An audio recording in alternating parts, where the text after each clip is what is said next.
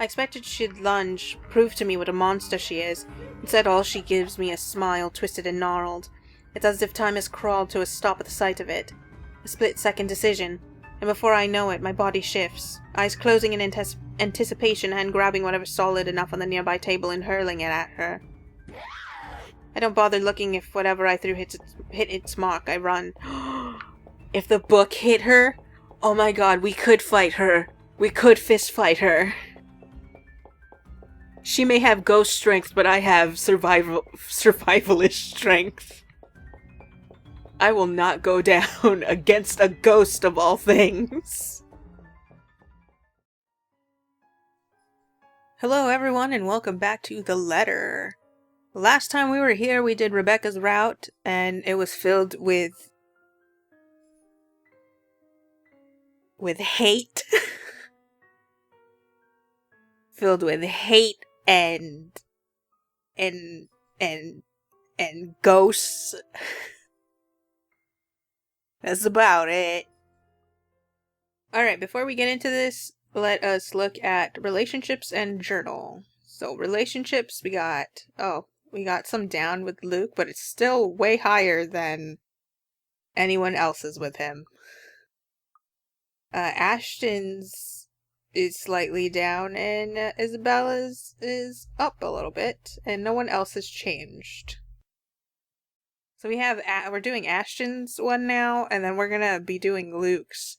And I don't know how else it's gonna go, I don't know if it's gonna go Luke immediately after, because from what it seems like, the ghost is attached to Luke, and I don't know if he's gonna be, absolutely last. We're not gonna see any of him until the very end of the game. Not sure if we're gonna go back to Isabella, and I really do. I just want to see what she's doing, because I'm curious. But oh well. Alright, so we got timelines here. New. An email from the Wrights came requesting Marianne McCall's expertise for their home. What seemed like an innocent commission made a different impact on the famous designer after seeing a picture of the Wright misses. That was October 18. Continued here. Marianne went to the Crawl Bar, also known as the Galway Shawl, by its patrons, for a night out with her close friends, Cam and Haruna. When they left, Marianne was seen with a stranger, whom she only referred to as Whiskey. In turn, she was called Mint. Marianne and Whiskey went back to her condo after having one too many drinks. However, Marianne changed her mind about the one-night stand and ended up sharing tea with him instead. The next morning, the stranger left nothing but a note and a bottle of painkillers. October 21st, Rebecca Gales received a phone call from Rose Cooper after class asking her to pick up Isabella Santos from the Ermengarde mansion. On her way out of school, an excited Kylie Suarez stopped her favorite teacher from leaving. Aw, Kylie looks so much cuter in here than she does in the actual game. Continued October 21st. While waiting at the mansion, Rebecca overheard a brief conversation between the Wright couple, their interior designer and estate agent, Rose Cooper. It was discovered afterwards that Isabella had already left a few hours ago. After watching Blue France, Isabella tried making small talk with Rebecca, but the latter was in a prickly mood and was not interested. On their way home, Rebecca glimpsed something suspicious sitting at the back seat of her car. October 22nd. Okay, I just realized, because I'm blind, that all of these are in that one day. So, there you go. I don't have to be repeating that it's continued. October 22nd. Marianne befriended Rebecca Gales during a visit to the library. Marianne received a call from Rose Cooper afterwards informing her that the Ermengarde mansion's floor plans were ready for pickup at their office. Marianne visited BRC to pick up the floor plans. She was assisted by Isabella Santos, and the two shared a brief talk about the art, which ended with Marianne leaving a piece of advice to Isabella. October 24th. Marianne visited the Wrights' penthouse to discuss work with the couple while waiting for them. As she tried to turn the telly on, she got a glimpse of her horrifying past. Hannah Wright soon showed up asking a very spooked Marianne if she was feeling well. The mansion's arrangements were discussed over breakfast during the meeting. The Wright couple had an argument about the mansion's arrangements. In the end, they decided a visit will settle it. Pancakes. Marianne examined the first floor upon arrival at the mansion. After a small talk with Hannah Wright, Marianne headed for the study. There she saw a ghost of her past reflected in the mirror. Despite that, she gave her word that she would see through the project until the end. October 25th. A frightened Isabella Santos knocked at Zachary Steele's apartment in the middle of the night. Shaken, she refused to say what happened. Zachary let her stay regardless. Rebecca Gales received a heartwarming invitation addressed to her parents that morning. After informing them about it, she checked Isabella's apartment and was shocked to find that she hadn't come home last night.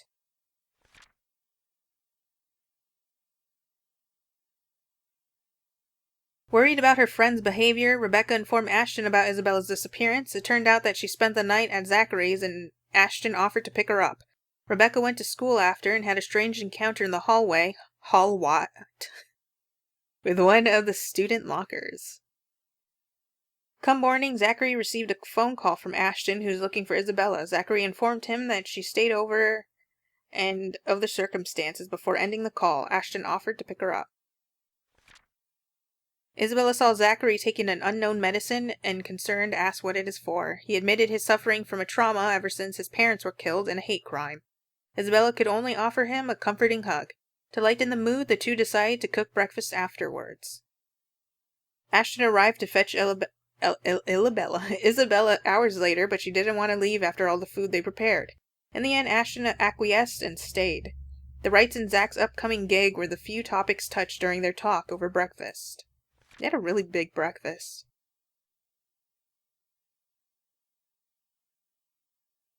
While lining up to buy dinner, Rebecca saw Kylie Suarez with a suspicious man. Assuming it was a kidnapping, Rebecca elected to take the matters in her own hands, only to find out that the man was the girl's godfather, Luke Wright. An embarrassed Rebecca apologized afterwards. Rebecca found Isabella going through several papers outside their apartment. When the former asked why she didn't come home the other night, the latter confessed that she saw the ghost once again. Before leaving, Isabella assured her friend that she'd find a way out of this mess. October 26. To keep her mind off of things that haunted her, Marianne McCullough focused on assisting the Wrights during their move-in. Later that afternoon, she was seen chatting with Luke Wright, who then demanded she and the rest of her crew take an early leave.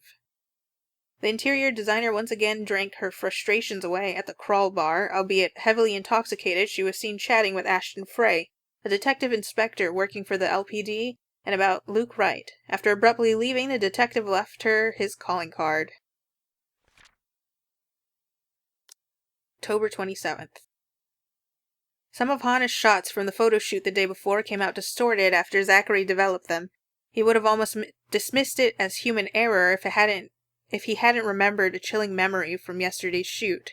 Or, the fact that every time the picture came out, it was the same thing over and over again. Disturbed, Zachary decided to show the photographs to Hannah herself. He was greeted by a wary Luke Wright upon arriving at the mansion. Just in time, Hannah appeared to save Zachary from further interrogation and racist comments, most likely. At her request, Zach accompanied her to Luxbourne City.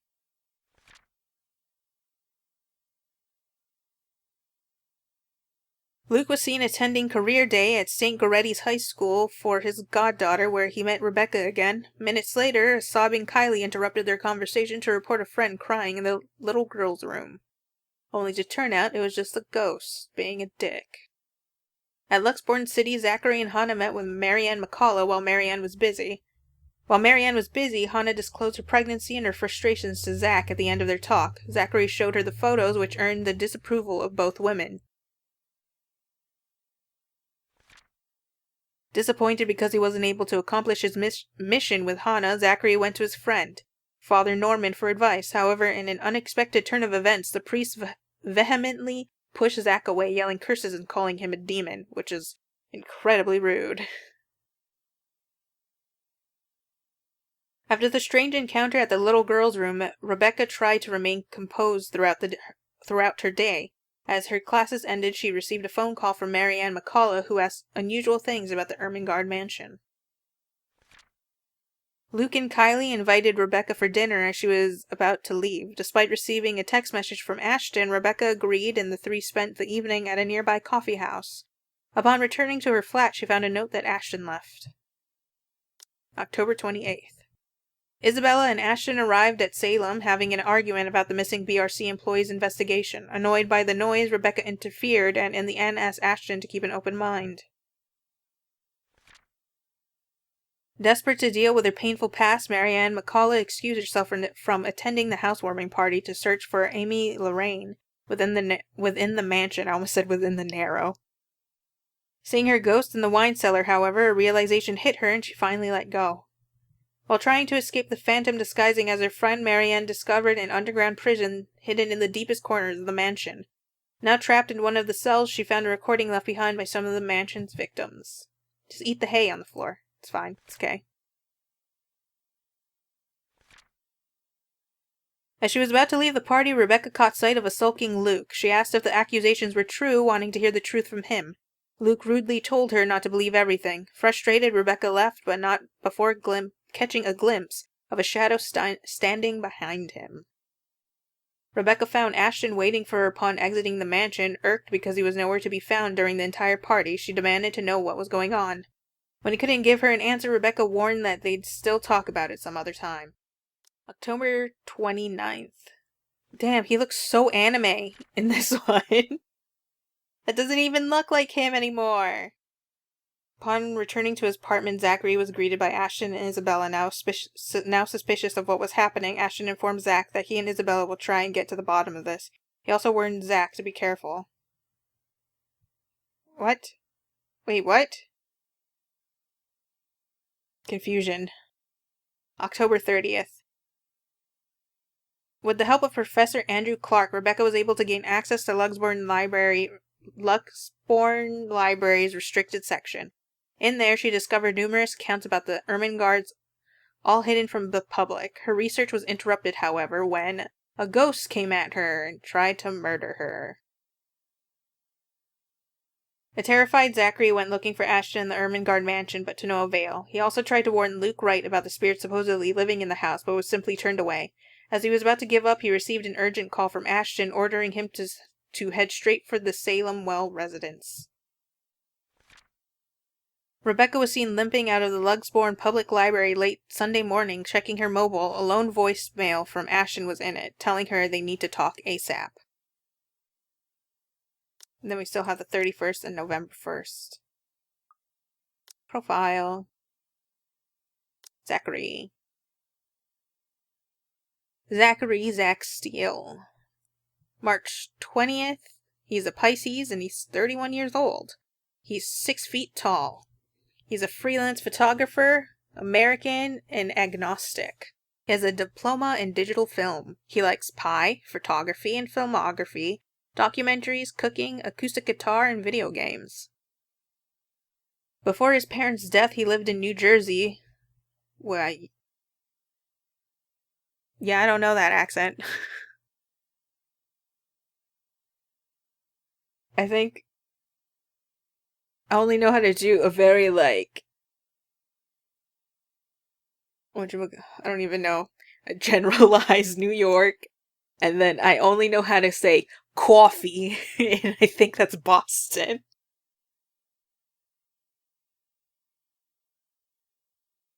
In New Jersey, where his family owned a diner and bakery. He and his older sister were orphaned due to a hate crime, and they were forced to move to England where their grandparents lived. He had loved cooking and helping out with their old diner, but grew lazy and disinterested after the incident. It did not help that he was one of the few blacks in a predominantly white community at the time. His passion for, would you really call it lazy? Because it stems from a trauma. I can understand the disinterested part, but would it really be considered lazy? Maybe I'd put it in better terms, like unmotivated. His passion for the visual arts was sparked when he found old Polaroids and home movies of his parents. Freelancing helped pay his rent, but the man had long set his sights on the indie film scene. It was during the creation of his first documentary that a robbery occurred and Ashton was there to investigate. Being in the wrong place at the wrong time led to Zachary being placed as a suspect, but the rookie detective helped him clear his name. Marianne McCullough. July 14th, a Cancer, 30 years old. She's 5'11". Interior designer and former architect, she is Irish and a Roman Catholic. She has an education in Bachelor of Arts in Architecture. Likes chocolate, cats, classical arts, country music. Really? Karaoke, board games, video games, anime, and other...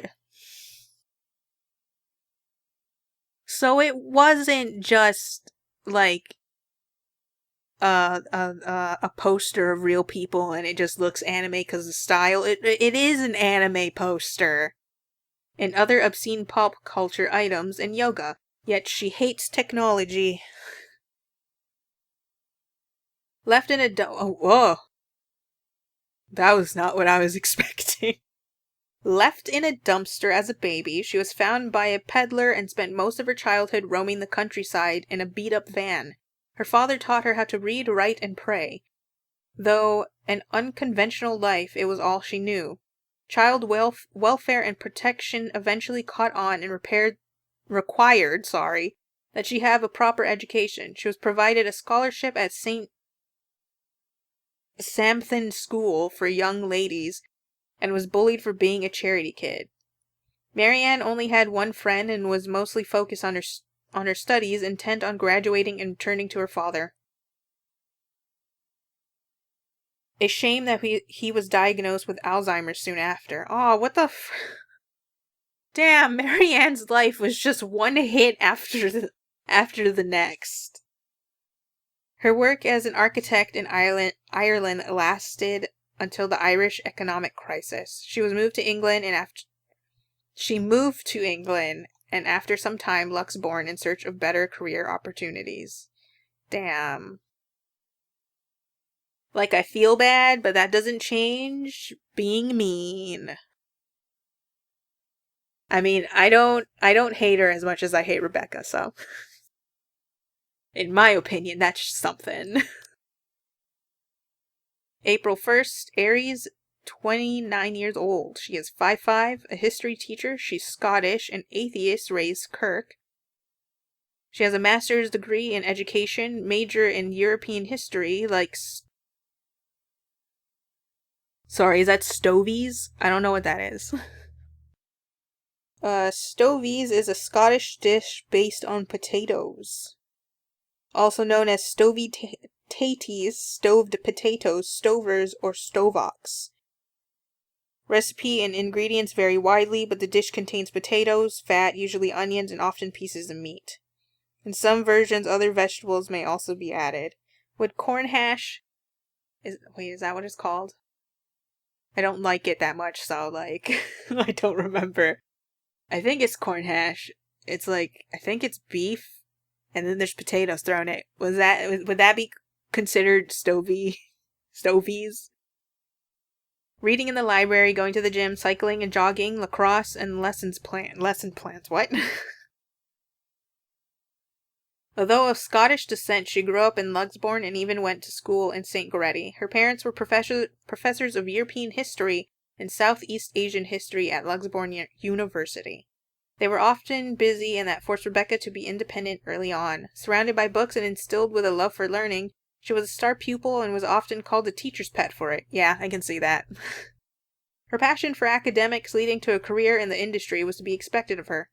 She came out of her shell in her high school years and started becoming the spitfire she is now. Before then, Ashton was her only friend, though she found him aggravating at first. Oh, so he never grew out of it, huh? Independent and used to taking care of others, it was no surprise when she helped out the young foreigner who moved in next door.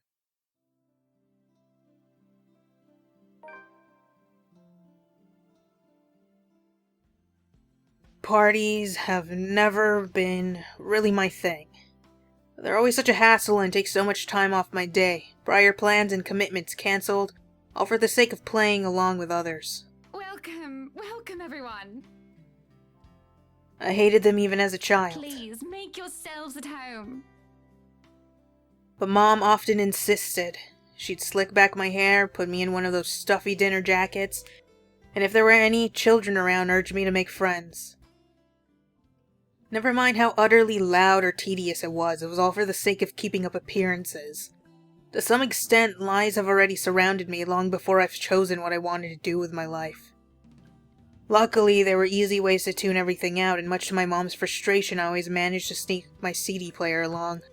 I can't believe we're getting his life story in the middle of this area where you think it would start off with, alright, I gotta investigate the rights because they are so sus.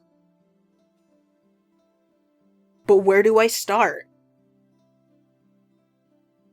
I kept to myself and to my music, had my own little world, until I learned to observe. It's a simple matter of awareness, really. And for someone with keen eyes, a skewed necktie or a simple flick of a wrist alone could tell volumes about a person. I still don't like parties, especially ones as big and fancy as the Wright's housewarming. However, when there's actual reason to go to them, I figure they're not too bad.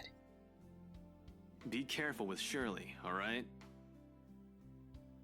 Besides, like it or not, it's all part of the job. I'm here on a mission. One that has the name Luke Wright plastered all over it. You'd think the man would want to remain inconspicuous after his name was linked to several high-profile crimes across Lugsborn. Granted, most of it have gone cold over the years, having stagnated without any lead or evidence, but that still doesn't make him any less suspect. Yet here he is, throwing a party in his own backyard.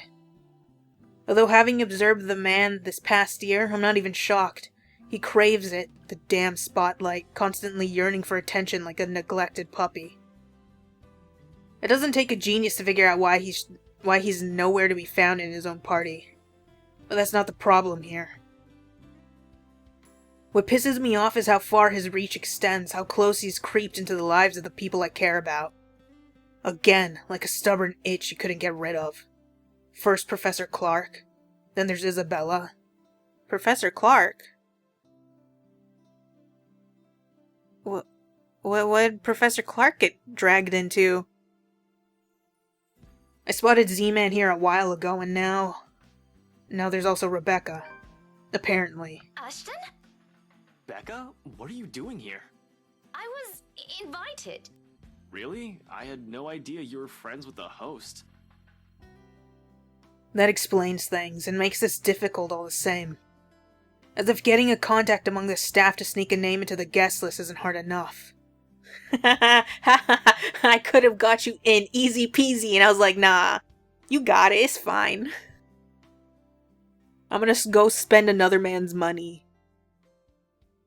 The guy almost ditched me last night and might have placed another setback on my investigation if it wasn't for my generous tip. Then here comes Rebecca, another person to mind. Well, it's my parents, actually. But that's beside the point. What are you doing here?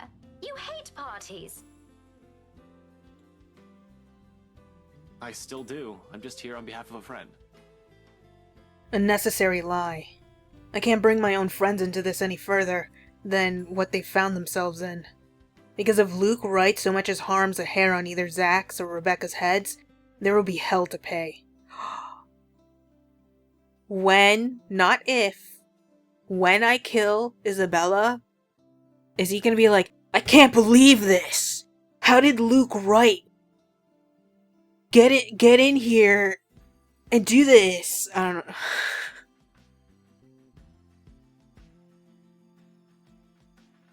I don't know the extent, because I know it's gonna be pretty bad the way everyone's gonna look when they get got, but I don't know, like, how it's gonna be. Is it gonna be reasonable to say that somebody broke in and got her? Or is it gonna be like, there's no struggle anywhere else in the room? From what I can tell, it looks like this may be self-inflicted. It's like, what? Worrying about Isabella's brief dealings with him is stressful in itself already. I doubt he'll attempt anything in front of other people, though. It would tarnish his glorious reputation, and he values appearances more than anything. That doesn't necessarily mean he isn't capable of it, more than in fact. And on the off chance he does something, I wouldn't be responsible for my actions. That's rare. Do you have someone with you then? Nope, just me. I won't be staying long. Oh well, if that's the case, maybe you and I can... For Zach's and Rebecca's sakes, however, I really hope this'll simply be another housewarming. Even though something tells me it's anything but. Call it a detective's intuition or whatever. When Luke Wright's involved, nothing good has ever come out of it. Can't let my guard down here. Even more so when a familiar car slows to a stop and out comes... Chief? Bartender? My presence here might be odd at best, but I have an excuse. One that this man handed to me himself a year ago along with a heavy dose of flattery for the newly promoted detective inspector. Can't exactly say the same for my good old boss, can I? Although to see him here chatting it up with Luxborn's rich and famous isn't such a big surprise in itself. No disrespect meant, but the guy's obviously a social climber. What is surprising is the fact that he seems all too eager to mingle with a person of interest's wife. Just what the hell is he doing here? Ashton, what's... Sorry, Becca. I need to... There's something I need to check for a bit. I'll talk to you later. Do you have a ride home? No, I had to take a cab here. My car wouldn't start this afternoon. But what about... What the shit is going on here? I told you to get that old thing checked before, didn't I? You can head back with me after this. I can't believe it! Luke also got her car! That dastardly man! Anyway, I gotta go. See ya. Be careful, okay? Hey, be careful! About what exact... I don't want to draw attention to myself either. At least not until he's given me proper reason to spoil his little party. Thank you for the invite, Anna. Husband still missing, I see? I should be saying the same of your darling Rochelle, Lee. The doctors again. For now, the best I can do is wait and remain inconspicuous, especially with Chief here, whose motives are dubious at best. If it means having to pretend I don't know Zach and Rebecca, or forcing myself to rub elbows with people I barely know, let alone like, then so be it. I can't involve anyone. Wandering is out of the question as well when there are guards and civvies stationed here and there. Sure, getting past them is something I could do with ease, but I'd rather not right now, when I'm one of the few snooping and roaming about. It'd be best to try and do so once there's a crowd of people. And if their interior designer's drunken claims are to be believed... Yes, well, what about Luke? Should we file a missing persons report now, or do you want to wait 24 hours? He's around. You know, I can tell if someone's bluffing. It'll all come down to how well I'll play my cards tonight. With a good hand, this party's going to give me the breakthrough I need to crack Luke Wright, or something to prove my suspicions wrong. Maybe find out what kind of game my boss is also playing. I've had an inkling before, a few hunches tempered down by how much of a bumbling fool the man appears. But one does not simply deal with the Wrights and get invited to a party they host without wanting anything from either of the two. Or it's the other way around. So with a last wary glance at the two, I head into the ballroom. I just hope this will not complicate things further. Shit. By the time the party's in full swing, night has fallen, yet there still isn't a Luke Wright in sight. The man can be quite ostentatious, but this, frankly, I'm impressed. I don't even know how many hors d'oeuvres I've already stuffed in my face. What the heck is that tall thing in the back? One too many, probably. The servers are already giving me a stink eye every time I saunter over to the buffet table. Man, if this wasn't for sure not gonna turn into like a chase, you would be so weighed down. Like you have to run from something or after someone and all you have is deviled eggs and that weird thing that I'm just gonna assume is a funny tower of mashed potatoes. and whine in you, and you're just like, ah, oh god, I think I'm gonna, huh. Blame your employer, not me. He's the one who has the guts to show up late. Besides, most of the guests' idle talk is concentrated in this area, despite standing under the same roof with the very people they're whispering about. Some just couldn't resist. I might as well keep an ear out for any useful info. Is Suarez still fixing that tech problem? Awful. Tech problem? It's been 3 years. Sooner or later, the Blighter will put 2 and 2 together. He might have already. If the red tape I'm being slammed with these past few months suggests anything. That or someone has been pulling the strings. I wouldn't be shocked. This case would not have gone this long if Scumbag didn't have a mule of some kind in the force. Shush you, we all know Suarez just wants an out. I knew he was bad news the day the merger with Evans Incorporated happened. Fair. Glad I did not have to deal with that. But keep it down, someone might hear. The wife especially.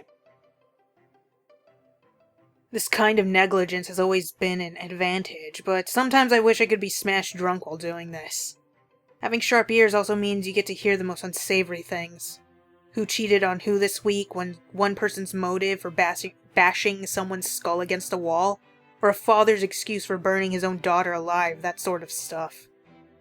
After a few years it gets tiring, you get desensitized to it. But humans could also be downright awful. Sometimes there simply isn't enough brain bleach in the world. Sadly, the wine is a no-go tonight and mostly for show. I'm up for another drive later, for one, and I definitely want to be sober in case anything comes up. And something always comes up in assignments like this. A detective inspector dying of cardiac arrest, for example. Because I can feel the moment my heart grinds to a halt the second I shift my eyes to a corner of the ballroom. Hannah Wright. Some will say I'm acting a touch bit paranoid, and maybe I am. This is a party and she's the hostess. It goes to say that she'd take time to mingle with her guests. But Hannah Wright Nee Evans isn't without... Is it nee or nay? I've never really seen that word used. But Hannah Wright Nee Evans isn't without her fair share of accolades. At least to the public, she doesn't seem like it. Unlike her husband, she's the one with the business sense, not to mention the impressive track record needed to manage a company. Or effectively hide whatever irregularity there might be. She's clean as far as my agents and I have found out, but it doesn't rule out a possible involvement with whatever her husband is up to. Hell, Luke Wright came out clean in previous reports until I bothered to take a deeper look into it. What I've found may not be sufficient to bring anyone to trial yet, but it's enough to nurture suspicion. This may be a bit of an overreaction, but no one lasts long in my line of work by being careless. You would catch his eye a lot better if you wore nicer clothes, don't you think? Didn't realize the housewarming was going to be this fancy. I would have gone with a nice dress if I knew. Nothing to be worried about then. She's probably even more careful with appearances than her own husband, having grown up with the spotlight focused on her. Yet even knowing that, the anxiety stays, has been there since the party started. I brushed it off earlier. It wouldn't feel edgy, right? I've gone undercover in a party hosted by the very person I'm investigating. Not really undercover, you're wearing the same thing. I know they don't want to draw another outfit. But like, I'm still remembering when Hannah was throwing up in the toilet, and I was kind of confused. Because they were in the same clothes, but they woke up or something. I don't know. And it was a whole CG. Like, at least give that one some new clothes.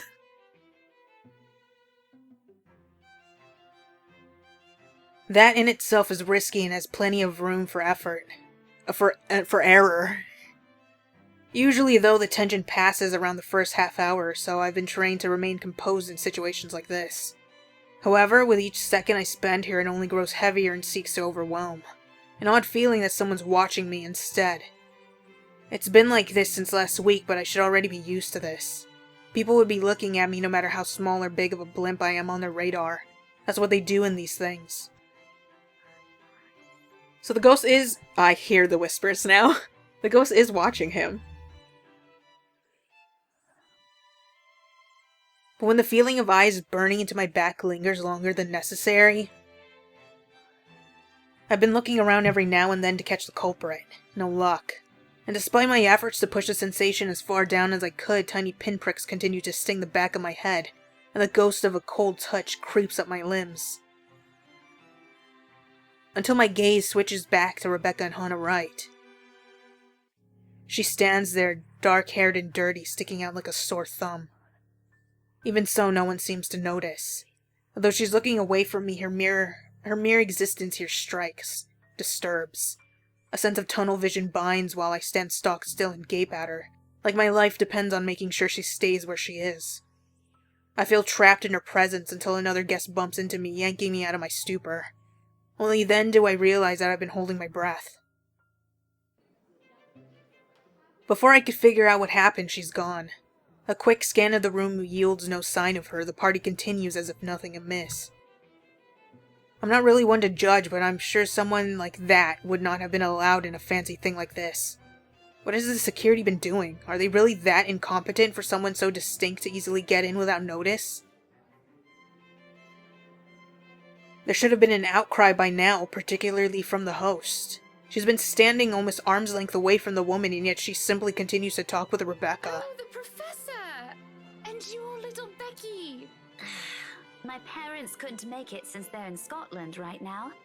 And Mom says hi, by the way. Is there something in the food then? That I'm starting to see things? It couldn't have been in the wine, though. I'm every bit as sober as when I've stepped out of my car. The hors d'oeuvres? This is why you don't eat things! Ow, god damn it. My earphone snapped. This is why you don't eat things in the place you're trying to be undercover for! Come on, man! I don't know, I've never been undercover before. How am I supposed to know? Do you risk it and eat, or do you pretend to eat? Or drink? But why would anyone want to do that? Why would Luke Wright want to do that? He's fishy, but I couldn't see why he'd ever think it'd be a good idea to lace the food he'd serve in his party, with someone like Chief Lee on his guest list to boot. He has been linked to a narcotics trade, sorry.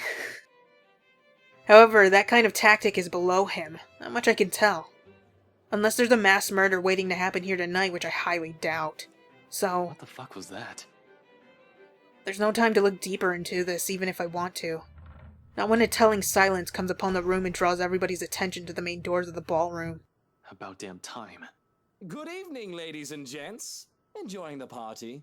I hope I'm not too late in welcoming you all to the Wright Mansion. I've been tailing this guy for a while now. Before that, I heard stories from previous officers who tackled this case, none of which are pleasant. Mind, I'm not counting the incident with Professor Clark yet. Pleasant is glossing over the gravity of it. Okay, stop bringing it up if you're not going to tell me. While Wright's good at covering whatever shady stuff he's doing, he's shown to be a really rotten guy. At least that's the case when he thinks none of his peers are around to judge him. I've lost track of how many counts of verbal abuse and harassment cases the guy could be pinned with. Standing in the same room as him doesn't make me want to punch him any less. Actually, the urge is stronger, with protocols. My case first and foremost. My own opinion of the man shouldn't get ahead of my purpose here. If I want to put him in his place, it should be in court, with all proper charges filed against him. And I'll only be able to do that once I gather enough evidence to pin this bastard down. Welcome, one and all, to our humble abode. Tonight, if you have yet to find yourself in your roles, you are our ladies and lords of the court of your king and queen, if you would excuse my presumptuousness. So, enjoy the feast that has been laid out for your senses as we only allowed the best to be served. Enjoy the rest of your night, everyone! Suppressing my annoyance, I prepare to step away from the crowd. Amidst the cheers and claps, now is as good as any time to move, try to find that something the McCullough woman talked about. In the first place, I have no plan to actually shake hands with a slime ball myself. A fake smile is plastered on my face while I pretend to listen to one of the other guests gossiping about him, all while slowly inching out of the ballroom. Unfortunately, before I can get any further... Are you feeling ill, Rochelle? Perhaps you need to sit down and... Rich people only have two ways to resolve their mess. Either they quietly deal with it behind closed doors, or they create an even greater problem out of it, and it just blows up in everybody's faces one way or another. Fun. No! Shut it, you monster! I ain't talking to you! I'm talking to this scumbag over here! You bloody bastard standing there with your smarmy smile! Not even a few seconds in, and this is already proving itself to be a big public spectacle. Why spend money on a television to buy daytime soap operas? You could just go to one of these parties and see the action unfold in real life. You could get free food, too. Really, if I were an actual guest, I'd just take this as some sordid form of amusement. Watch your tongue! You're on thin ice, Rochelle. Where's your husband? Who even invited you? But I'm not a guest who's here for a good time. I need to focus on him even through this whole sorry tale. So I wait, I listen, I observe. Interesting, isn't it though? That's the chief inspector's wife.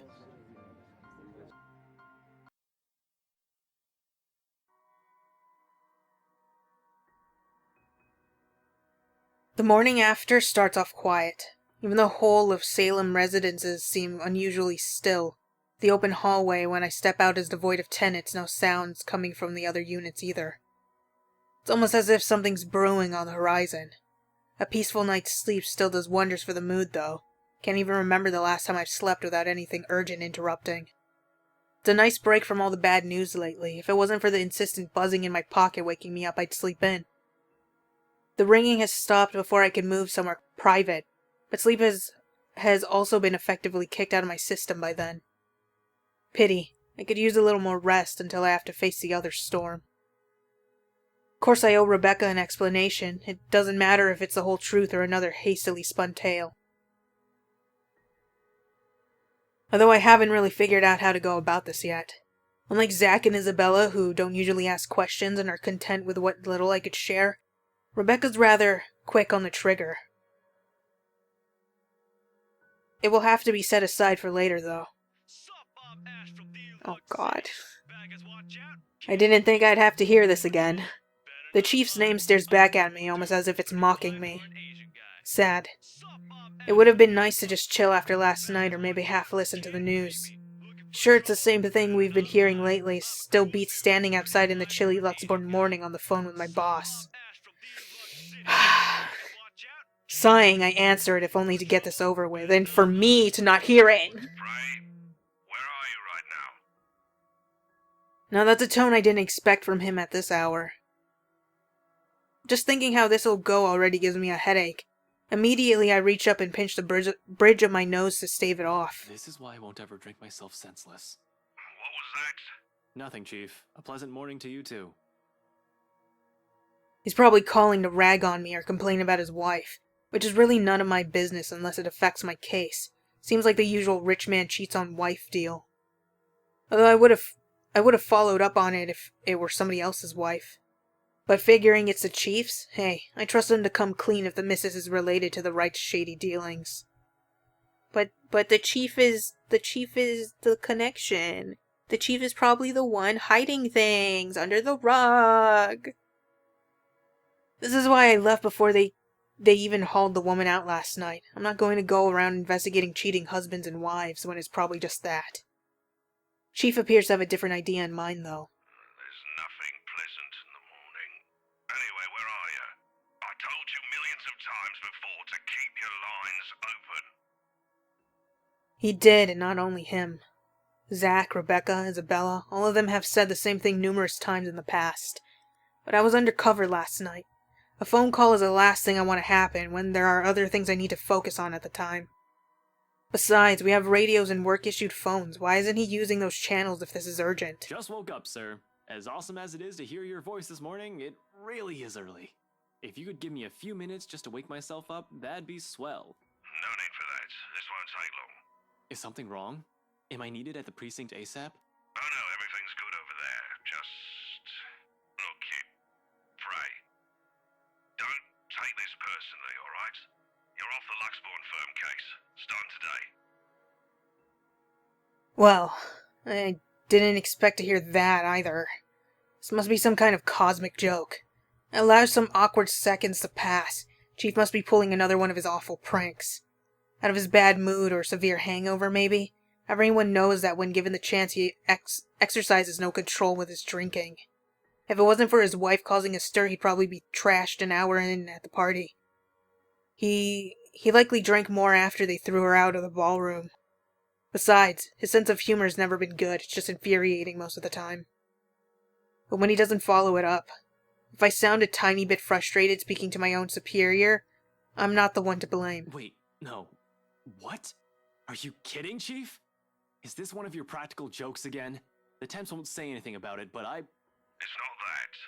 They're orders. From the higher-ups. Ah, the higher-ups. Yeah, my favorite word. Since when did the higher-ups ever care about the criminal investigation department? What they did, what they do. As far as I can tell, they don't give a hoot if CID is filled with cold cases, as long as we keep the spending low. When I need to view those old case files, though, they're locked away in the archives. You're gonna have to check with the higher-ups. I need access to these reports, see if the higher-ups will allow it. What do you call it? I'm thinking of Garrus from Mass Effect. A rogue cop? Something. I don't remember. A loose cannon cop who doesn't play by the rules. I think that's what it is. Every step, every move in this case, there isn't one that hasn't been gated by some authority. If it's not the chief, it's the commissioner, or so they always tell me. It makes one wonder why they even bother assigning it to anyone. Not a single one of them has done anything to help move the case. Wait, is he chief of police and they also still have a commissioner? I thought it was like, they're called either one or the other. Unless he's like, chief of something else. And they wonder why it's taken this long for even a hint of progress to show. you can't just drop this on me. You can't just take me off like that. Yes, I can. And I'm sorry, Ashton.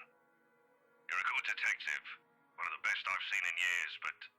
3 years, Chief. 3 years! 3 years since that anonymous tech leak blew up. Since Luke Wright's name was openly linked to several nasty dealings within Luxborn's corporate world, some of them involving deaths. 3 years and I was the only one who made it this far. Made much progress that officers with more experience weren't able to do when they handled this case. Just within a year and with barely any help from the damn brass at that. Of course I'll be pissed. Do you know what would have happened if I didn't work my ass off on this thing? If I didn't dedicate a whole year of my time on it? It would have gone cold, like every fucking case Luke Wright has been linked to. I saved this from getting thrown into the archives, sir. I'm getting close. If you could just... I'm fully aware of what you've done, Frey, but the Commissioner hasn't been happy with your progress. Still too slow by their standards. Too slow? Well, what about those reports I filed? I've documented every freaking thing for them. I've given you every important lead I can gather. Isn't that enough? They need results, not a bunch of research papers. Not one baseless assumption after another. Concrete proof, Frey. I'm really sorry. They've already made a decision. They're going to pass this on to someone who's been in the force longer. Someone who has more experience. Someone who has more experience? They meant nothing by it, but you're still too young to work on a case this big. Chief, I've already done more than what those old farts ever did behind their desks. All of it, within just a year of being assigned to this. Watch your language, Frey. Those are your superiors, I'm not some damn rookie fresh out of training. I'm as qualified as they are. Futile, I know it is. They never say it within my earshot, but from the very minute I stepped into their precinct, a lot of them had underestimated me, from their stares alone to the assignments I get. To them, I'm still just a kid, too young, too green, too inexperienced. And once they pull that card on me, every argument I have gets thrown out the window. No matter how logical it is, how much I've accomplished, what the records say, or the amount of work I've put in every investigation they've thrown my way. We're all aware of your skills, kid. You wouldn't have that badge and rank if you weren't good enough. However, this case is just not for you. Too high profile, too risky to put a good officer like you in harm's way. Can he even hear himself? The reasoning is odd in itself. No one joins this line of work without knowing the dangers of it. Also, are you implying that the other experienced cops aren't good enough? So it's just like, yeah, whatever, put them in harm's way, it's fine. They're getting in, they're getting on in years. Just, whatever. Don't I get a second chance? You said it yourself. I'm a good detective. It'll just be a matter of time before we can close this. It doesn't matter what I think, Frey. You're off the case, and that's final. I expect all related files and documents on my desk by Monday morning. And don't even try to go touch anything. I know how hard-headed and determined you are. Chief, please. A few more weeks. I'll have the proper evidence left on your desk by then. I swear it won't take longer than that. Fred, it's too late, boy. I've already informed the other officers. You aren't to be allowed access until you've been given a new assignment. Hell, just keep out of the precinct, Frey. Take the weekend off. Seriously, Chief, is this about last night? If this is about me being at that party, I have a good reason for... You were at the party. No. It makes me pause. His wary tone, the sudden careful note in his voice. Slowly a frown forms in his face. On my face. My eyebrows knitting together in confusion. Much as I hate to say this about my own boss, there's also suspicion in it. Hard not to think of it that way, seeing how he acted around Hana right last night. Is he worried? Why should he be? Everyone who's anyone was invited. I didn't doubt for a second why he received an invite even if his presence was questionable. There's something wrong and I've unintentionally walked into it. All I have is this sneaking suspicion, but when one looks at this from a different angle, put everything together. Why the hell I've been taken off the case might be for the same reason he was there in the first place. Fuck. Yes, Chief, I was. For a good reason. What were you doing there? I know we don't have a strict rule against attending functions, but that was... He coughs and it almost sounds like he's choking on his own excuses, lies. I don't want to accuse him of anything yet. He's someone I've respected since I joined LPD, even with his bizarre sense of humor and tendency to procrastinate. He's obviously competent enough to get the job done. He wouldn't be Chief Inspector of Lugsborn Police if he wasn't. He wouldn't last years in service without some track record backing him. Unless that too is a fluke, and what's backing him is not something, but someone. Oh, shit. Fucking hell. Fucking shit. Chief Harvey, about last night with the... Why does it matter, Frey? This isn't about that. Why does it matter? Why does it matter? I'll recite the whole damn oath we've taken upon being sworn into service if I can, but at this point it seems too late to remind him of that. He's probably already moved from serving and protecting people to serving and protecting his own interests. Damn it. I've suspected the upper brass of this, even the lower-ranked subordinates in the force, but for my own boss? Shit. No wonder that leak didn't lead anywhere.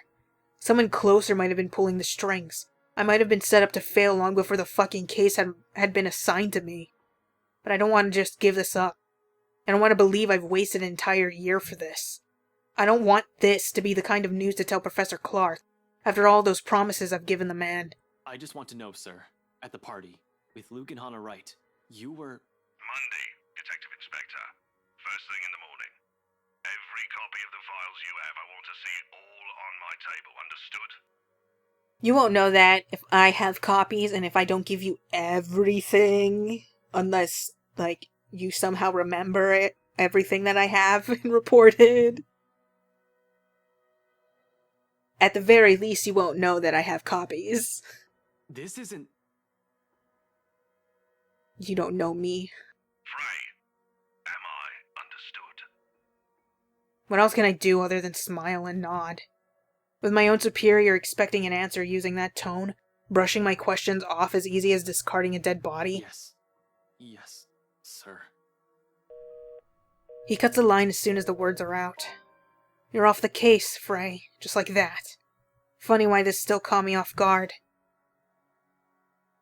I've discovered years ago how different the actual thing is, how far from reality everything I've believed in as a dreamy-eyed kid. There are no high-speed pursuits every day, no thrilling gunfights or exciting cases every step of the way. Only paperwork, lots of red tape, and dealing with the politics and bureaucracy. No, I can't say it! I've set out to change things, hoping it'll make things better for the people I care about. It ended up changing me instead. Serves me right for being too idealistic, I guess. This is probably the universe telling me that it's better to remain the skeptic I really am. Now here I am, standing useless, can't even do anything but grit my teeth and kick the wall. The bastard didn't even acknowledge my response. What did the poor wall ever do to you? It figures Rebecca would be the one to find me in this embarrassing state. Honestly, I don't like it when she sees me like this, which seems to happen a lot regardless of what I want. Rebecca, now's not a good time. The concern I expect from her when I turn isn't there, however. Instead, she just looks well. The storm I left brewing last night, it's right there on her face, ready to be unleashed. When is it ever a good time for you? You're always so busy with everything now. Now I find you here, sneaking out without even bothering with a proper goodbye. Not even a word. Really, I'm starting to think you're just keeping me around for my couch and my cooking.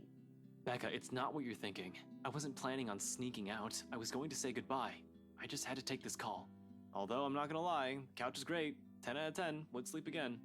Stop it with the jokes, Ashton. I'm not in the mood. Her bitterness is not lost on me, but at this point, our friendship and our lives, how does she still expect me to answer that? What am I supposed to tell her now? Are you still mad about last night?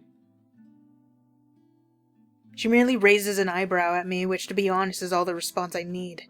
Seeing her like this makes me believe those things Z-Man says, the part where Rebecca scares him sometimes. I've certainly seen this more than once already.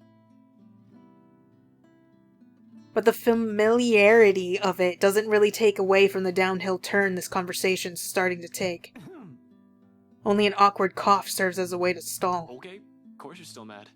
But whatever happened last night, I really am sorry. I'll apologize as many times as you want. If you want, I'd even kneel or something. Ashton, an apology is nice and all, but that's not what I wanted to hear from you today. Alright, fine, okay. Where do you want to start? Oh, I don't know. I've honestly lost track of it by your third trip to the buffet table. I wasn't... The drive up there took a bit. Can you blame me if I wanted to grab some appetizers? Oh, come on, Ash! For the whole evening? For the whole party? Please don't tell me that's all you did, because I've never known you as someone who pigs out. You even took great lengths to avoid me. Should I also mention how you ignored Zach?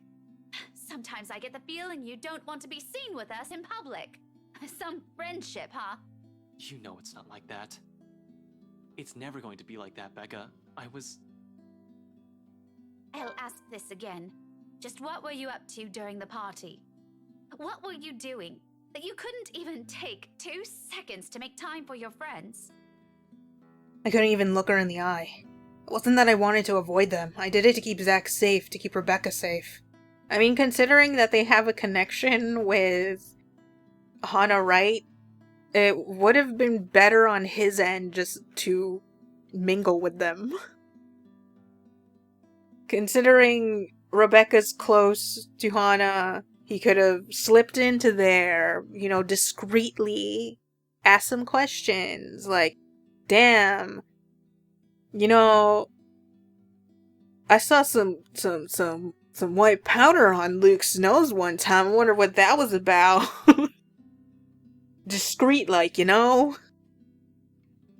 Or, I don't know if Hana... I'm sure she did. Or maybe not. I don't know. Time jumps around. If he was with Zach and they were interacting, that was also like a way in to get, like, info. You're a terrible detective, Luke. Not Luke. Ash. Damn it, Luke. Always. You're always butting in. Getting in the way. It wasn't that I wanted to avoid them. I did it to keep Zach safe, to keep Rebecca safe. Just in case. Client or family friend. It was still a party hosted by a person of interest, by a man accused years ago of murdering a person's wife to get what he wanted. What? That's crazy. But then Chief showed up, Hannah Wright happened, and Luke Wright just can't be bothered to die peacefully somewhere. All of a sudden, none of my original reasons mattered. If I was found out right then and there, hell, if Zach and Rebecca's connection with me was found out, who knows what might have happened. But Rebecca doesn't understand that, doesn't understand what I can and can't say to keep them from harm. It's all in her eyes and the tight line of her lips and her furrowed brows. No one would know if you were disguised as somebody else entirely. Okay, maybe it might have been a good detective move. I don't know. I'm not a detective. But wouldn't it be good if, you know, you don't drop your last name and you did go with the disguise, so if Hannah, like, mentions it to Luke, there's no, like, oh, it looks exactly like this man in his trademark jacket. The Hurt. Sorry. Every time I commentary and then I forget if I read. It's all in her eyes and the tight line of her lips and her furrowed brows. The Hurt. This day is just off to a wonderful start. First my case, now Becca. How do I even go about this?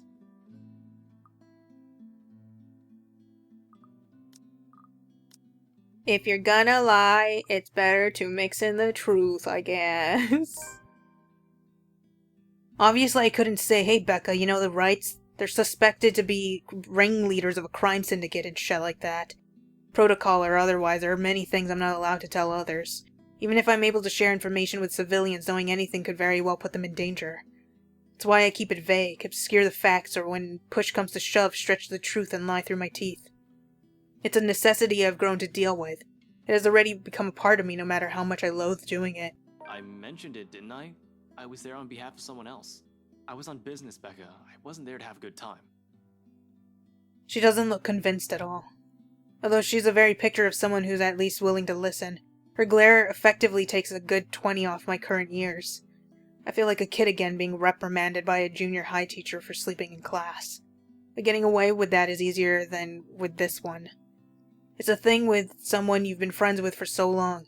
They're the ones who know you inside out. Good grades wouldn't be enough for Rebecca to let this whole thing slide. You couldn't even spare a single second to mingle. What was I supposed to say? Hi, fancy meeting you here. Would you like to dance? By the way, those appetizers were really good. You should try some. Like that. I've got a boss guy breathing down my neck. I don't exactly have the luxury of doing as I please. As much is true. My reasons for being at the party, too. However, Chief's presence last night made a lot of things difficult. Approaching them was out of the question when there was someone watching. A person who knew the reason why I was there. Turned out to be a good call on my part. But for someone who's already angry beyond reason, everything will only sound like an excuse. Cut the shite. I saw you stuffing your face with the deviled eggs, while your own boss is off on the other side of the room. Oh man, maybe he is a terrible detective.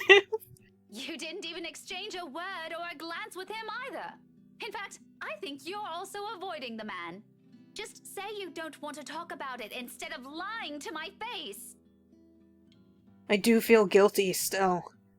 We've already been down this road. This is something I've done so repeatedly in the past. Something she's heard from me more times than all of my fingers could count. Something I'll just have to get over with at this moment. I'm sorry, you know that, Becca. I really am. I wouldn't do this shit if I didn't have a good reason to. And you know that I don't like you lying to me! If you can't tell the truth, just don't say anything and shut your gob! It wasn't a lie. I just stretched the truth a little bit. Come on. I swear, Ashton Frey, you are just so dense. I'm so angry. I can't even bear to look at you right now because I swear I'll knock you right off your block. I mean, what good reason could you have to act like an antisocial asshole? The only time you did talk to me was to spout some vague nonsense about Luke. What was that all about? Were you somehow expecting me to just accept everything as it is? You really shouldn't go near that man, Becca. Why? Because you don't trust him? No. And, well, yes. It's complicated, okay? God. What do you think I do for a living, Becca? I wonder if you actually trust anyone. Aside from the three of us, Zach, Isabella, and myself, do you even have any other friends? If you're perfectly fine with that, then go ahead. No one is stopping you. But don't expect me to share the same views. I can have a life of my own. Friends that I don't necessarily share with you. I'm an adult, Ashton, and I can make my own bloody decisions. I sure as hell can choose the people I want to let into my life. Of course, she's allowed to do as she pleases. I never mentioned she couldn't. Us growing up together doesn't mean it always has to be just the two of us. It's a dumb idea to believe in when nothing ever remains constant. Things will inevitably change through the years. She'll make friends with people outside of our little circle. I'm just as free to form relationships with other people. But why of all people did it have to be him? Why does it have to be Luke Wright? That guy's nothing but trouble. How can she defend a guy like that? She's already calling him Luke for Pete's sake. I trust Zach, I trust Isabella, and I trust you, Rebecca. So why can't you trust me on this? You need to stay away from that man. Because he's... I really wish I could tell you. What was that saying Isabella mentioned before? A liar is a brother of a thief? People who look at me now will probably say I'm a hair's breadth away from being a criminal. Z-Man said something like that once a few years into our relationship. I laughed it off back then, but now? They're probably right. Little by little, I'm becoming the very kind of person I hate. How ironic. The silence afterwards brings an even heavier air between us. Something that Rebecca thankfully doesn't allow to linger more than necessary. I suppose you have to go now, huh? The situation's already awkward as it is. Dragging this out will only make it more, what? Difficult? Messed up? As if it isn't already. Back to your case again? I don't really have to. I have no case. As far as the job is concerned, I have the weekend off until I have to report to Chief on Monday. Although I don't want to just throw in the towel on this. Orders are orders. This isn't like the movies. I don't get to say fuck off, or throw my gun and badge at him, become some vigilante, save the day, and get my job back. I mean, you could try. Maybe you don't even have to say fuck off and throw your gun at him. Maybe you can say fuck off. But you keep your stuff. And then you hide. Because you don't want them to grab you as you're looking for things. But maybe that's a bad way to go about it, because you still need access to the files. I'd rather get my ass thrown in jail than do any of that. But it's also not in my nature to sit still and do nothing. It'll drive me crazy if I just idle about. Besides, there's someone who has to know about this whole Luke Wright thing. Yeah, I need to go talk to Professor Clark. And there's something else I need to look into. The other matter she mentioned last night specifically. Things even the news have been blasting out to the general populace lately.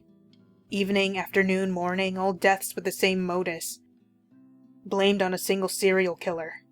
Or is it still the case? In the early hours of the morning today, the fire was contained within the room and no other tenants were harmed, according to Luxborn police. We're grasping at straws as far as these murders are concerned. In the first place, I'm not even the one heading this investigation, yet look at me treating it as if it's another high-profile case on my shoulder. How sad is that? Although all three of my friends have mentioned seeing something strange, I don't want to go into that line of thinking for now. Where is Isabella right now? Not yet.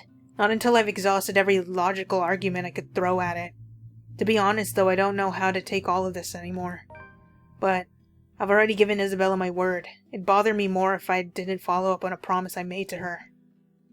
And after Rebecca's claims last night, there won't be enough sarcasm in the world if what my friends have been telling me is true. I can already hear Isabella's laughter, in fact. Figures. What else can it be? It's not another case. It's something else. That issue Isabella mentioned yesterday morning. I'm sure you remember. You were there. Well, at least you're not neglecting all your friends. Becca, I promised her I'll... She doesn't wait for me to finish. With a roll of her eye, she turns around and shuts a door in my face, her jealousy getting the better of her.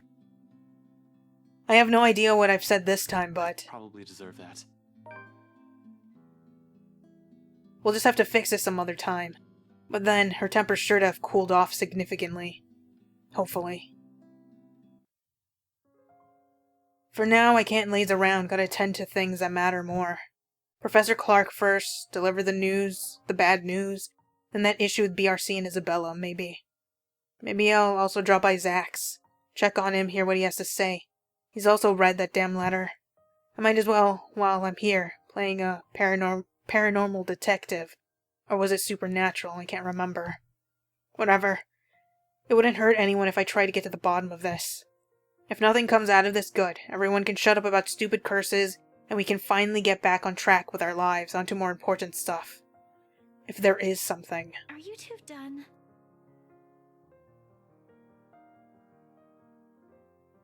There's a moment of confusion when I don't see her familiar ponytail about, only to find her standing behind the door to her apartment seconds later. Isabella holds it open, though only silently, as if to hide from anyone who might happen to pass by. This early and on a lazy weekend, I doubt anyone would. But from the gap in what little there is behind her, I can make out the appearance of someone who has just clearly gotten off from bed. Hair in complete disarray, eyes still heavy with sleep, and a small powder on her lips. She hasn't even gotten out of her pajamas. I look away long before my sense of decorum kicks in. We might be friends, I'll even dare say we've grown closer over the years, but that doesn't extend beyond the bounds of propriety. Christ, even Rebecca never greets early visitors in her sleep clothes. Though maybe it's our fault why she's up this early. Still, heat makes a slow crawl up my neck, one that I quickly downplay with a solid cough. Isabella, you're up early. Isabella, you're up early. Lame. No, I'm not. I'm usually up at this hour. You're the one that usually sucks at getting up early. Says the person who looks like she's just fallen out of bed. Instead of the usual quip, she simply averts her gaze to some point beside her, and although it only flashes briefly across her face, an expression of hurt flickers in her eyes. It disappears the second she turns her attention back to me, but that moment has sent a worried tinge in my stomach. I've seen it on her plenty of times before, just never in a manner that unsettles. It feels, I don't know, off this time. I didn't say anything wrong, did I? Hey, are you...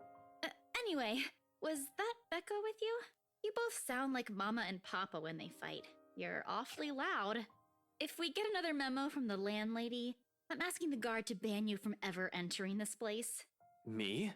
Becca's the one almost shouting. They have a guard? Yeah, well, she lives here. You don't. You have no excuse. You're the suspicious-looking person. Thanks. Glad at least one person appreciates how I pretty up this place. Don't flatter yourself. This place would be so much better without having to see your face every few days.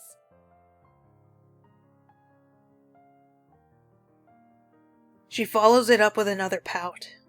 But her ruffled appearance, particularly how puffy her eyes are, I noticed just now, takes away from the intimidating effect she's trying to show. Really, right now, she just looks more like an angry puppy. I might have laughed had it not given me another nagging sense that something's definitely wrong with her. What, has she been crying earlier? That's worrying. She rarely does that. The only time it happened, the one time I've seen her genuinely tear up over something, I think it was after Devlin Court, the night at the bridge. I want to ask. She seems determined to keep it to herself, though. Belle, did something... About yesterday, Ash. The things we talked about. Do you think... do you think we can take a look at it today? We? I never said you're coming with me. Don't worry, I didn't forget about it. You'll be the first to know if I find anything. No, I want to go with you. I'll be ready in a few. This won't take long. Isabella, you really don't have to. I can handle it on my own. You'll just... I won't get in the way, I promise. Besides, maybe I can help.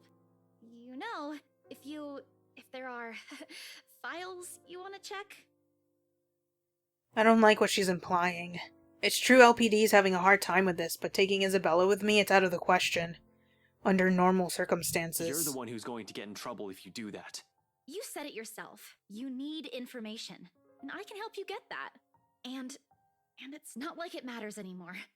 I just don't want to stand around doing nothing today. There it is again. The slight shift in her eyes, the mild crease forming between her eyebrows, and the mild slump in her shoulders while she crosses her arms tightly around herself. Like she's shielding herself from whatever painful thing there is out there. I have plenty of reasons why I shouldn't let her tag along. First and foremost, she's a civilian. Second, I have no concrete plan of action yet. I'm going into this blind. No matter how I look at it, it's simply better for her to just wait so she won't drag into what might be another one of my failures. Her assumptions might be dead end for all we know. But seeing that expression on her, hearing her speak those words out loud in a desperate, almost pleading tone, I can't bring myself to say no. So I give in, because right there I see myself in her. The person who doesn't want to stay idle, who doesn't want to think of the problems haunting him. Alright, 5 minutes. What? You're timing me? Well, I can't wait forever. I'm a very busy guy. 4 minutes and 45 seconds, Isabella. I hate you so much. 4 minutes and 30 seconds, 29, 28. I'd hurry if I were you. Ugh, you're awful! I hope you never get a girlfriend. He won't if I get a say in it. She slams the door right after her, though my chuckles, the mirth, and the lightness in it linger. With her, those have always come easy somehow, even as its echoes fade and only the ghost of a smile remains. It's not like I'm looking for anyone else. I want to tell her. It's not because I can't. I won't. I'm the one who's chosen not to until I fixed myself. Until I found myself underneath all that guilt and those lies I've been telling all these years. Until I changed my ringtone, I finally find closure in that. Because no matter how heavy the weight of these feelings are, I'm not yet worthy of them. Of her.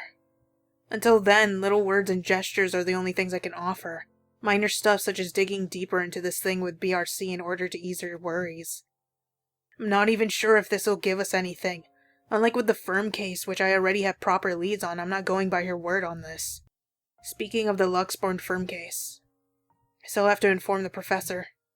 The apprehension's there for sure. I've made a lot of promises to the man, and I would have preferred to tell him in person, not over the phone. But it's better for him to hear it from me rather than from a stranger.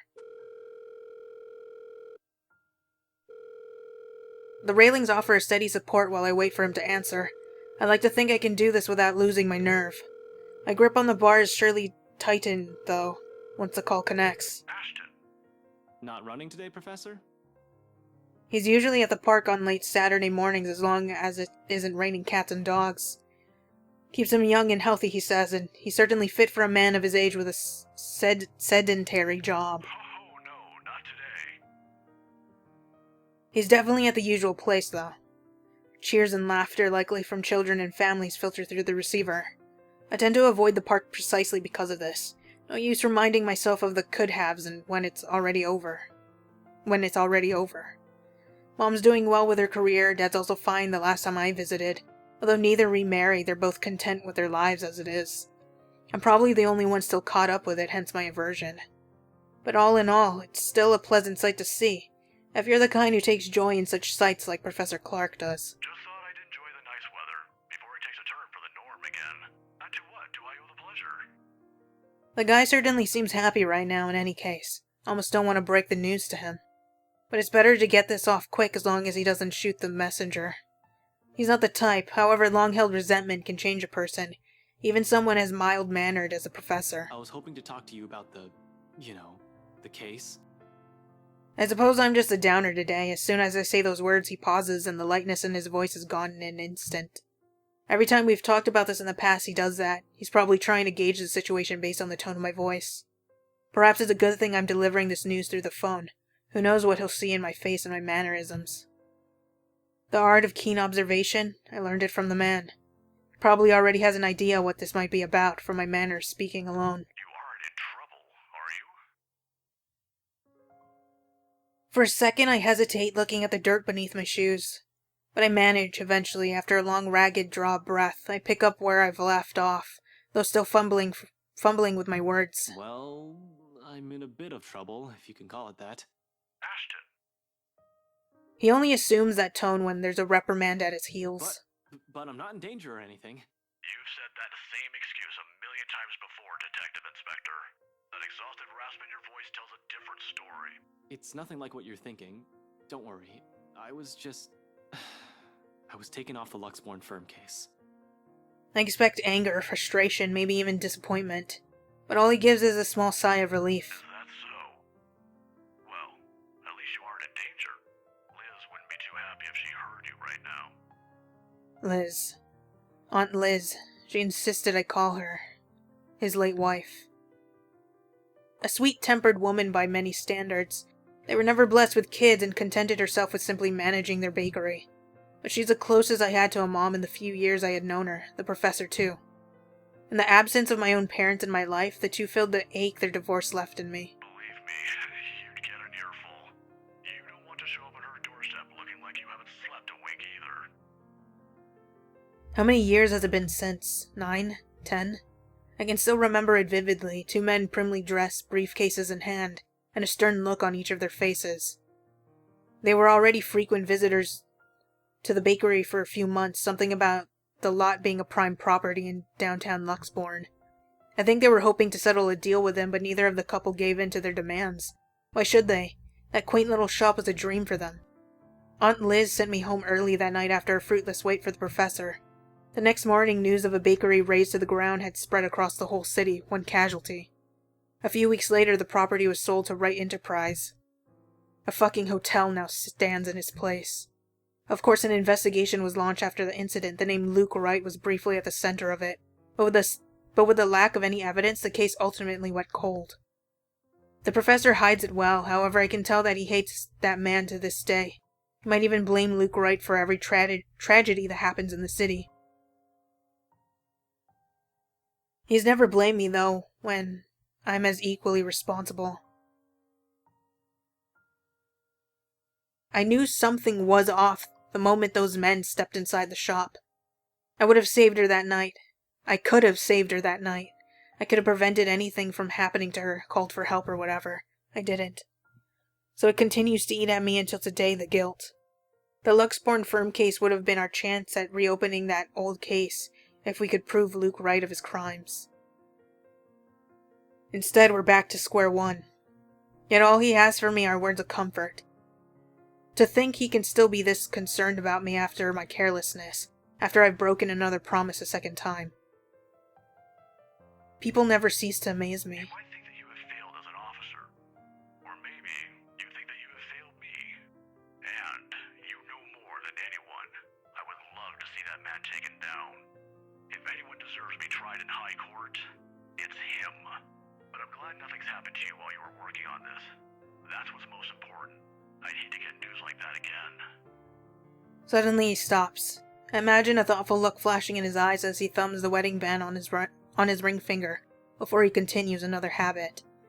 He's never removed it since that day, has never thought once to remarry, even when he managed to continue with his life and return to some semblance of normalcy.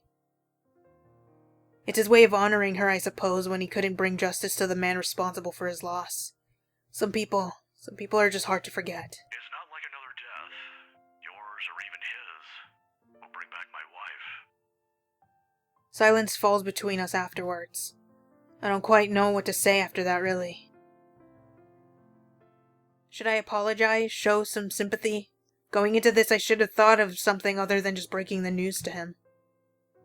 As it is, it seems the only thing we can do is feel sorry for each other's misfortunes. I apologize, too, for putting you up to this.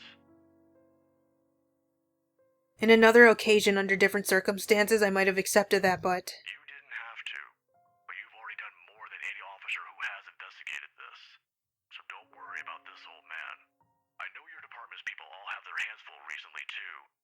What with the upsetting news we've been getting as of late. Deaths almost every day. I'm not entirely sure if that has anything to do with the other. It seems too big even for someone like him. But if this is that man's doing... Professor, please. Maybe if things around me hadn't started going beyond my control, the letter, the mansion, the supposed curse behind those, I'd still be quick to blame it all on the bastard too. But as much as I want to keep holding him responsible for it to add another to his list of sins, it might not be the case. Agreeing will only cut a deeper wound on the professor. I don't want him to keep clinging to this resentment for much longer. He's already gone through so many years of it. This kind of anger, it's the sort that blinds people. Despite his reassurances, the bitterness still seeps into every syllable he utters. It's one thing for me to act like this. It's painful to watch someone I've considered a second father to go down this path. Oh no! Is Professor Clark the one that would... Was it a psychiatrist or whatever? I don't remember.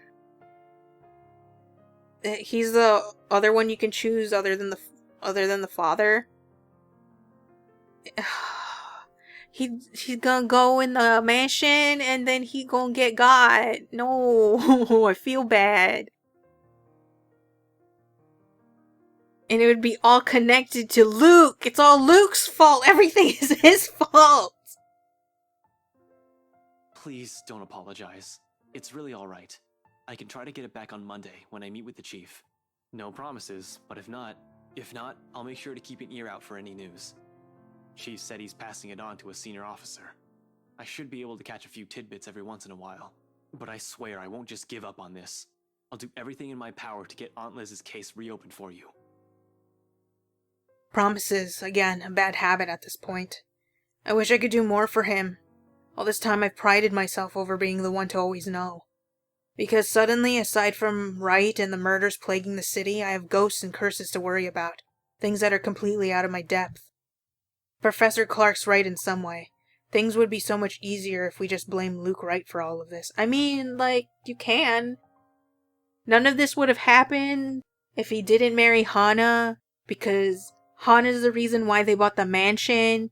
And because they bought the mansion, everybody went in to go to fix it and stuff. And that's what brought down BRC and why everybody's involved. And also maybe if Luke didn't marry Hana, he wouldn't be involved with the fire.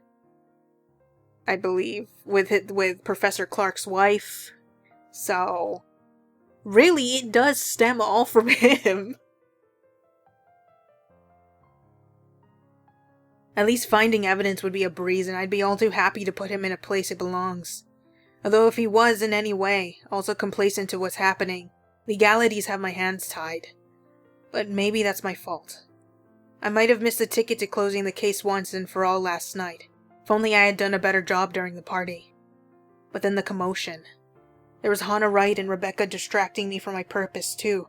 I'd include that gate crasher as well, even though it's only for a moment. So many things have gone wrong last night that... This isn't a prank! I saw something! See? This is why I didn't want to tell you guys! It's not a joke! Will you guys listen to me first? I saw something in the house earlier. It stood right in front of me. If I hadn't gotten away, that thing might have... Last night, at the party. But it's real! What do you think I saw? It happened after, when I was trying to get away. I almost got stuck in the same room with that thing. We're all in danger. I thought you were my friends. Why don't you believe me? That woman. Why don't we all calm down first? I'm sure Isabella has her reasons too. No need to be hard on her. Shit. If that was what Isabella had been warning us about, if it was the same thing Rebecca talked about last night, how many of these instances have I dismissed since reading the letter? How many have I ignored and passed off as some effective fatigue or lack of sleep? Even last night, a hallucinogen lacing the food is the first thing I considered, purely because that's what my training dictates. It's a mindset I've grown used to. It's setting the gears in my head automatically takes in a situation like this. Of course, I'm not discounting all of that yet until I have enough information, something to form a conclusion from. Proof in whatever for it may come. But thinking straight is impossible when all of a sudden all your beliefs are being upturned, in the most violent way possible at that. Jesus. I need a sounding board. I need to talk to someone, and Zach's the best person for that. I have to go, Professor. Oh, no problem. But what are you... I don't have time to stop and listen to what the professor has to say as I cut the call short. In the same second, Isabella emerges from her apartment fully dressed and ready for the day. As usual, she greets me with a smile, but it falls just as fast when she catches a glimpse of my face. Shame. That would have been the first comforting thing I see today. It annoys me that I'm partially responsible for the worried one replacing it. I must look close to a picture of someone choking or dying, because there's nothing but concern in the first words she speaks. Ash, are you... Do you need to go to the bathroom? Yeah, no, I don't, okay? But we should hurry. Come on, don't forget to lock your door. Oh no, Ash. You look constipated. Do you need to go? You can use my bathroom. Seriously, you look like you're about to fall over. Are you alright? Because if you're planning to faint right here, I won't be able to carry you. Yes, don't mind me. I just remembered some... stuff from last night. I need to talk to Z-Man about this. Mind if we drop by his place first? Shouldn't we call him? To let him know? It's still pretty early, though we'd probably arrive there around noon. Also, what do you mean about this? Is Zach... He was also there when I opened the letter, right? He read it too. I'm sure he's fine, but it wouldn't hurt to check on him. To make sure. See if he'll say the same things you told me yesterday. If he's also been seeing things, if it's also the same woman I saw last night. I'm not saying there's really a curse yet, but we have to look at this from every possible angle. And don't worry, he won't mind. He's probably just watching TV right now. Let's go. Okay, but speak up if you're not feeling well. You really look like you're choking on something. You didn't have to do this for me in the first place. You know it's not as simple as that. We head down to my car in record time, with not a single second wasted to hit the road and drive to Zach's place. If any one of us other than Isabella who knows anything about what's going on, who can help sort the muddled mess in my mind, it's gotta be him. He listened to her.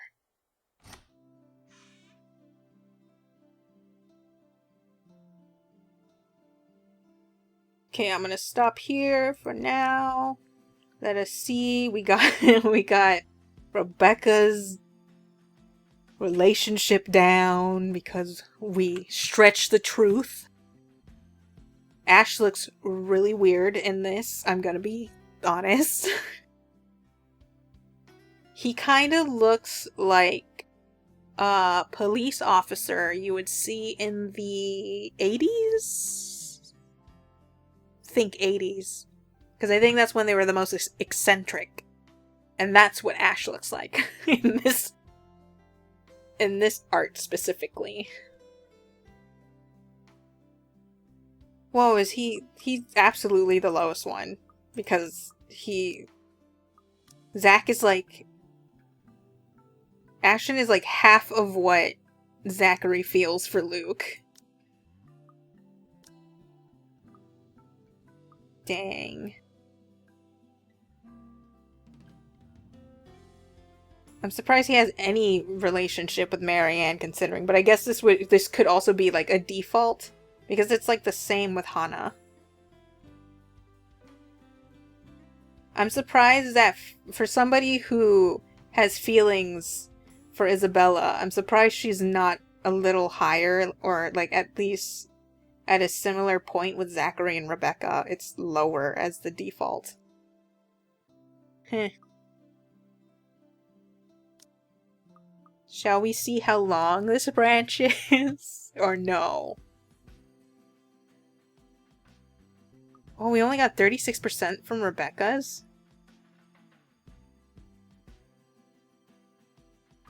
I kind of want to see just because Rebecca's one turned out being way longer than I thought. This doesn't look too complicated.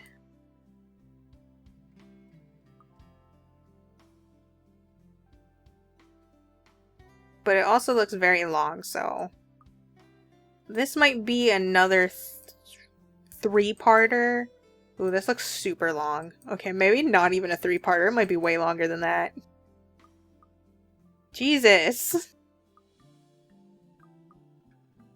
Oh, I just realized there's a little thing here. Damn, this is super long!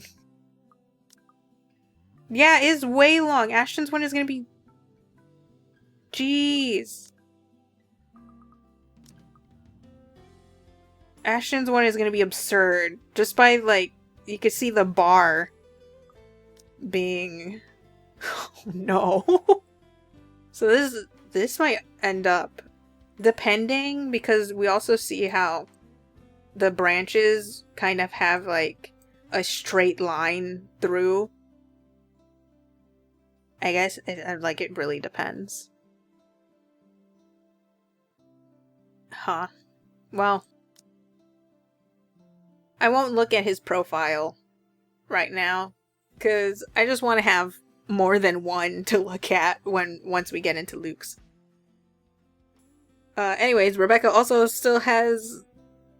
She got that jealousy feeling. I thought she would be, like, a little better when interacting with Ash, but I guess you can't really stifle it down immediately after 15 years, you know?